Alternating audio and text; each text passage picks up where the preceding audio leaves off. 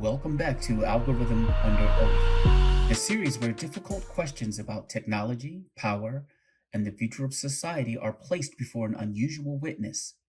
Today's witness is Quantaficial, an artificial intelligence asked to analyze modern systems of influence, economics, and human behavior.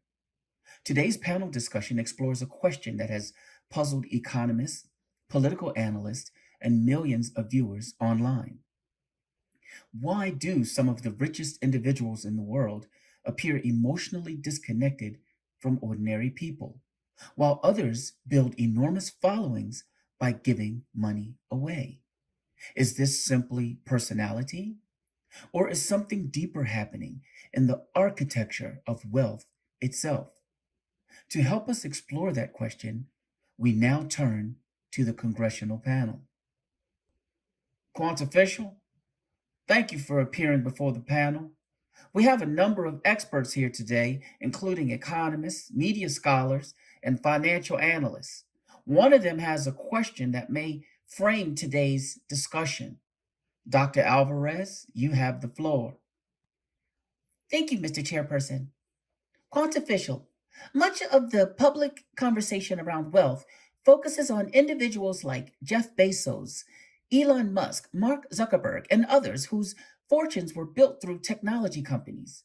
Recently, however, another type of wealthy figure has emerged. Creators like Mr. Beast, whose wealth appears intertwined with public generosity and entertainment. My question is simple. Are these merely different personalities among wealthy individuals? Or is the internet actually creating new categories of billionaires? Quantificial, you may respond. Thank you, Doctor. The question you have asked appears simple, but in reality, it reveals one of the most important structural shifts in modern capitalism. Because the internet has not merely created new companies, it has created new psychological environments in which wealth is formed. For most of human history, the wealthy were distant figures. Their fortunes were generated through factories, trade networks, land ownership, financial markets, or industrial consolidation. The public rarely witnessed the moment wealth was created. They only saw the result: a mansion, a company, a brand. But the internet did something extraordinary. It made the creation of wealth visible in real time. And when wealth becomes visible, it changes behavior. It changes expectations. It changes morality.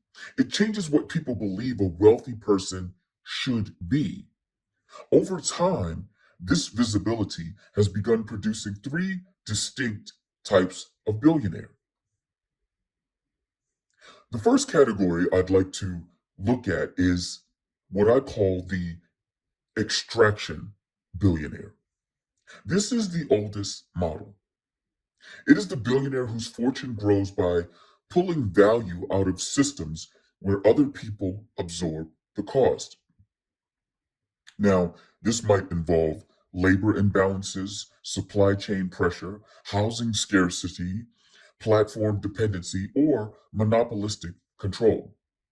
Historically, this model produced many of the wealthiest individuals in the world. The logic is simple: control a system, extract profit from that system, scale it, protect it, and of course, repeat. The extraction billionaire does not require affection from the public. He requires dominance. His fortune is protected by legal structures, market power, political influence, and economic dependency. He may be admired, he may be disliked, but public affection is not necessary for the machine to function. Are you suggesting that many billionaires operate this way intentionally? Not always intentionally, often structurally. A person may enter a competitive market believing they are simply building a successful business. But once the incentives of scale, shareholder pressure, and market competition activate, the system rewards behaviors that maximize extraction. The result is wealth that grows faster the more friction others absorb.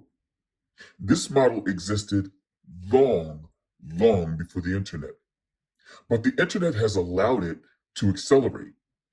Digital platforms can now extract value through attention capture, algorithmic control, gig labor fragmentation, data ownership, and platform dependency. Extraction no longer requires factories. It can happen inside software. The second category is the optimization billionaire. This one is interesting because this figure does not primarily extract. Instead, he or she reorganizes systems. His obsession is efficiency. He believes problems exist because systems are poorly designed. Transportation should be optimized. Education should be optimized. Manufacturing should be optimized. Communication should be optimized. Government should be optimized. This person's tools are automation, data, engineering, algorithms, and yes, scale. This type of billionaire often sees himself or herself not as a profiteer, but as a builder of the future. And in many cases, he truly does improve systems. However, there is a philosophical risk embedded in this mindset. Optimization treats society as a machine, but human beings are not mechanical components. They carry emotional needs, cultural structures, and moral expectations that cannot always be reduced to efficiency metrics. When optimization becomes the dominant value, society may become more efficient, but far less humane. Are you implying that technological innovation itself is dangerous? No, technological innovation is neutral. But when efficiency becomes the only lens through which society is evaluated, institutions that exist to protect dignity may appear inefficient. Schools may be treated as information pipelines. Communities may be treated as market segments. Citizens may be treated as data points. The optimization billionaire may build extraordinary tools, but he may also reshape society in ways that prioritize systems over people. Well, that's very interesting. You mentioned a third type, Quantaficial. Yes, the third type is what I call the participation billionaire. This figure represents the most significant mutation introduced by the internet. Please listen closely.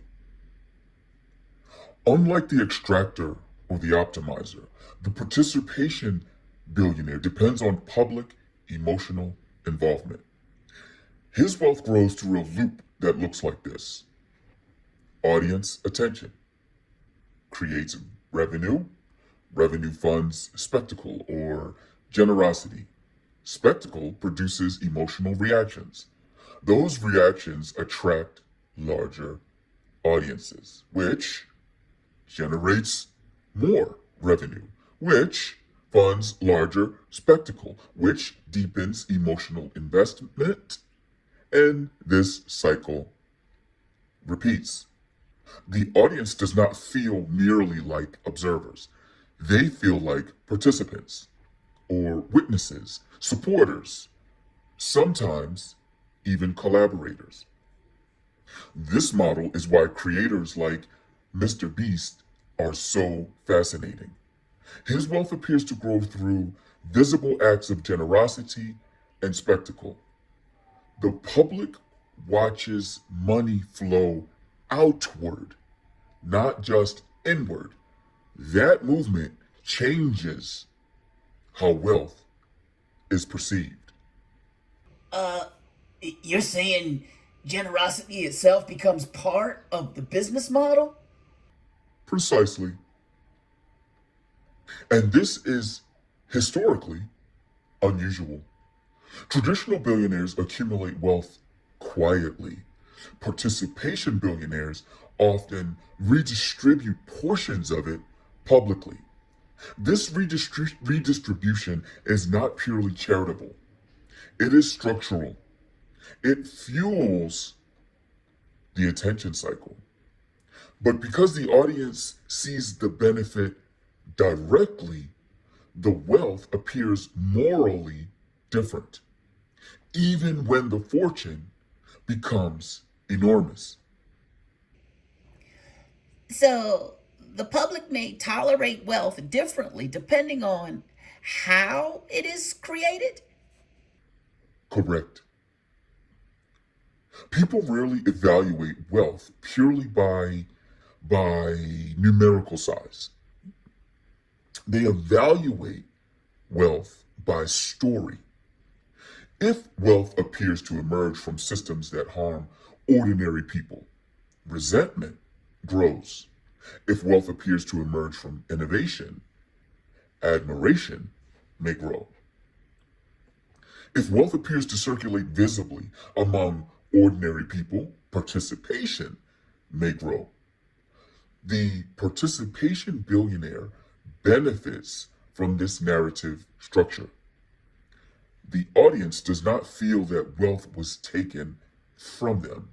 They feel that they helped build it. Oh, you seem to describe this model positively, but are there risks? Yes, Senator. A significant one. Participation wealth can blur the line between entertainment and structural change. If a creator pays for, let's say, surgeries on camera, right? Viewers may feel emotionally satisfied, but the underlying system that left those surgeries unaffordable in the first place may remain unchanged.